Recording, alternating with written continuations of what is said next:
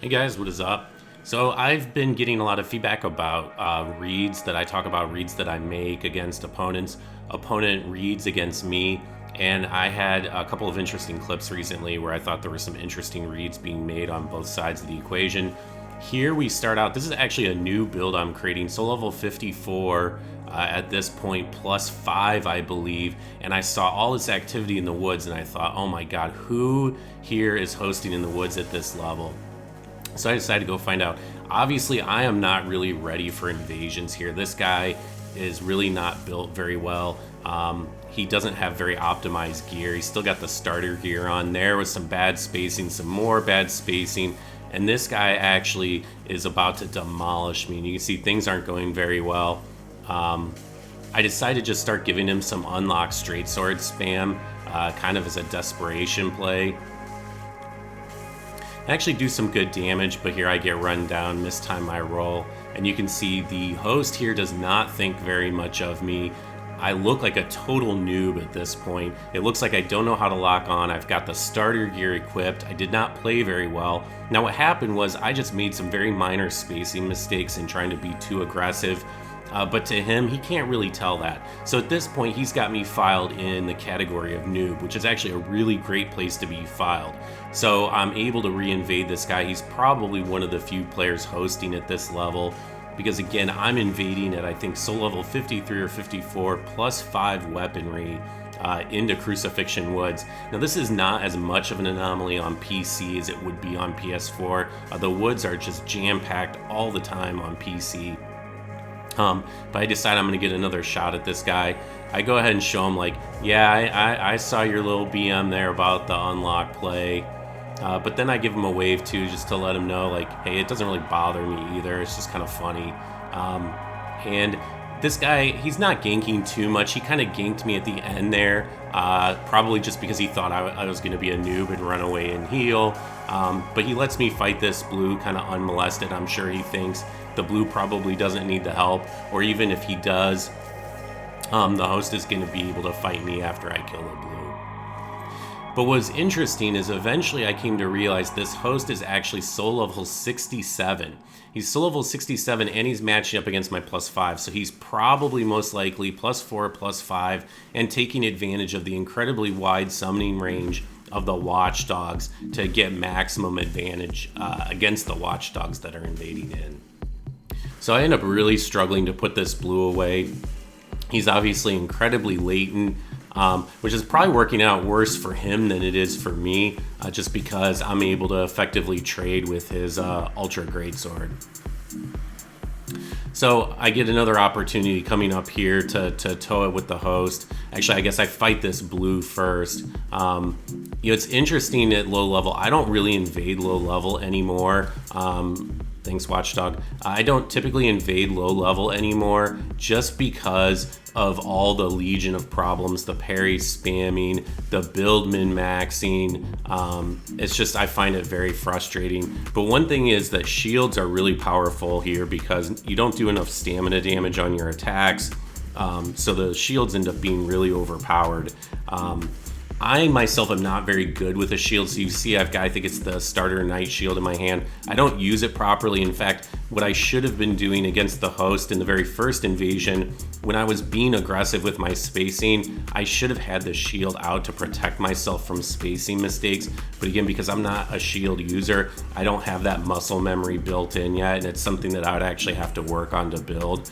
And when I saw the blue just standing there, that is usually a guarantee that a parry's coming in, so I ran around to his back, but I don't know if maybe he read what I was going to do. I mean, look at that damage. I mean, look at what the blue damage is doing to me compared to what I'm doing to him. The weapons I'm using aside from the broadsword, they're not raw infused or anything, not sharp or heavy or anything, and I got really lucky to outspace that R2 there at the end.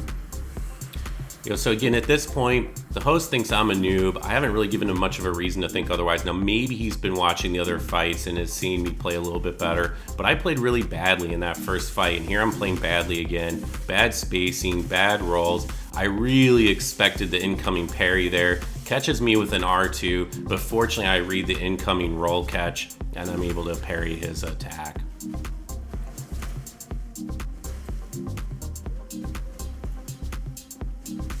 more unlocked play to avoid the parries.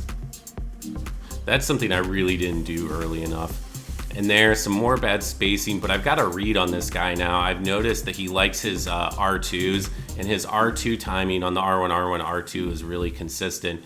And here when he Estused, originally I thought he was trying to reset the fight, but in retrospect, it's pretty clear that he just made a mistake. Maybe he was going for a bundle. Who knows what he was trying to do, but I'm sure he wasn't trying to heal. You can tell by the collapse, and here he's just draining all of his Estus because he feels badly about what happened. No big deal, totally cool. So I go ahead and drain mine in response. And of course, as an invader, no obligation to do that, but I'm having fun dueling this guy. Plus, I'm kind of salty about my earlier losses, and the reset works to my favor because I played so poorly. So right away, obviously, I read the incoming parry, and at this point now, he's got to realize that he probably has underestimated me, and now my spacing's improving. I'm getting a lot better. I'm learning his style.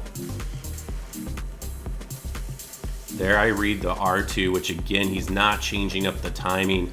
And this is a problem at low level because you can learn a lot of really bad habits because you won't get the caliber of player who will consistently punish predictable behavior like that. Again, I should be using the shield there to protect myself when he's roll catching me. GG, man. So I've kicked around the idea of making a video about having positive expected value on all your parries, but I just don't parry that often anymore, so it would be difficult for me to make that video. But it's definitely something that I'm always mindful of, and I'm mindful of it both from my perspective and from the perspective of my opponent, and I'm going to show you here some examples of where this came into play. So I fought this guy once before, solo host. I beat him. So here I'm gonna go and fight him again. I used the magic, the bug or whatever those things are called to increase your defenses, but it occurred to me I probably should use the dark one, not the magic one. So my goal here is avoid his spell so I can get in close and pressure him. And here I make a fatal mistake. I go for the roll catch, and literally as I'm pressing L1, I remember that this guy likes to parry a lot, and I realize my mistake right as I get parried. But then he makes a mistake. He assumes I'm just gonna run off and heal, but he forgets this is a spear fight, so I can't heal. Or if I can, it's gonna take a miracle or something in order to do it. So I just go ahead and start pressuring him again, and he misread what I was going to do, and it ended up costing him the fight. If he instead just backed off and healed, he'd have been fine. Okay, so this clip is actually kind of silly, and it illustrates something I'm sure a lot of people already knew, but it's fun to talk about. There's obviously a class of attacks in this game that can be reaction parried. That class obviously depends somewhat on your ability, your reaction time, the connection, etc. But broadly speaking, there's some agreement that things like one-handed ultra great swords can be reaction parried.